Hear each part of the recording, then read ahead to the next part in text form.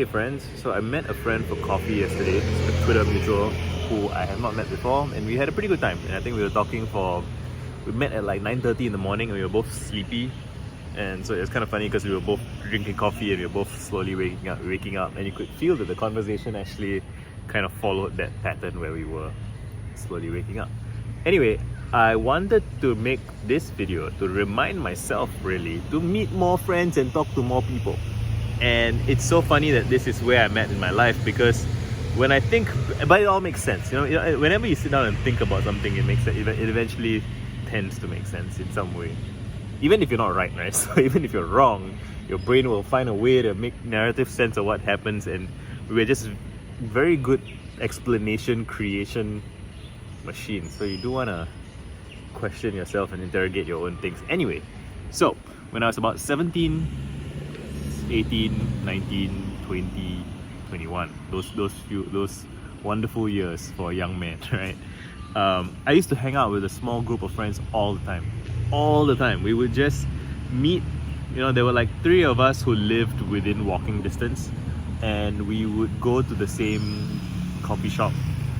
So, even I can show you, so now I'm in Yishun, it's pretty close to where I live. And you see those areas that's like, we call those void decks, and like there's a car park over there, and so like these places where people like to hang out, where you can just hang out, like, so there's no seats here, but some void decks have seats. I don't know if you can see over there, there's one. You see that? I'm pointing at here, there's a seats there. So we used to go to my friend's block, so he would live in one of these houses, and we would go under his block and we would just sit there and we would drink coffee or Milo, just a local drink, and we would smoke cigarettes, and we would spend hours and hours just hanging out. I don't even know what we talked about. I guess whatever's on TV, whatever's on the news, internet, what games we're playing, what our friends are up to. And eventually, I don't know, there was nothing to say. I don't remember. What I do remember is that eventually it started to feel kind of oppressive. Oppressive sounds dramatic. It started to be boring, it started to be mundane, it started to be tedious. And the analogy I would give is it's like sitting in a warm bath for too long. It's nice at first, but eating too much chocolate cake, whatever it is, eventually you get tired of whatever it is that you're doing, right? Even being on vacation, getting massages every day or something, eventually it gets to like, why am I doing this? I want to do something else, right? And yeah, so I think I overcorrected for that. I think I got the love and support of my friends that I enjoyed, and I think so if I could meet that group of friends, right, like if I could go back in time and just visit them, I would ask them questions, hang out with them, and I'd be like, so what are you guys up to? What are your dreams? What do you want to be? Hello. What are your dreams? What do you want to be doing? Hey, no. It's alright, no worries. I just got barked at by a dog. What are your dreams? What are your goals? What do you want to be accomplishing? And where am I going with this?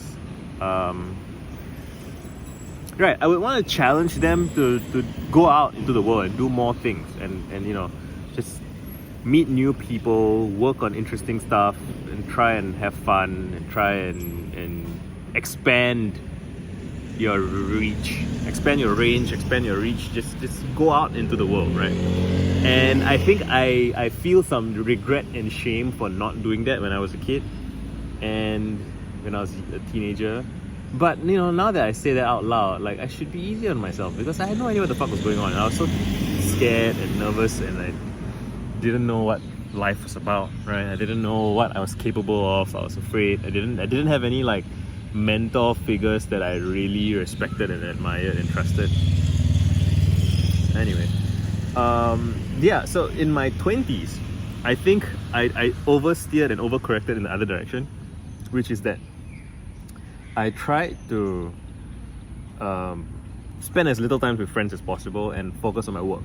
and I thought, I've been dicking around my whole teenage life, and so my 20s are for grinding, and so I want to grind. And I did some good grinding. I did a lot of writing, and I don't regret any of my writing because it made me a good writer, it made me a good thinker. I highly love that for me. I love it. I love that I did the writing that I did. But I should have hung out with people more.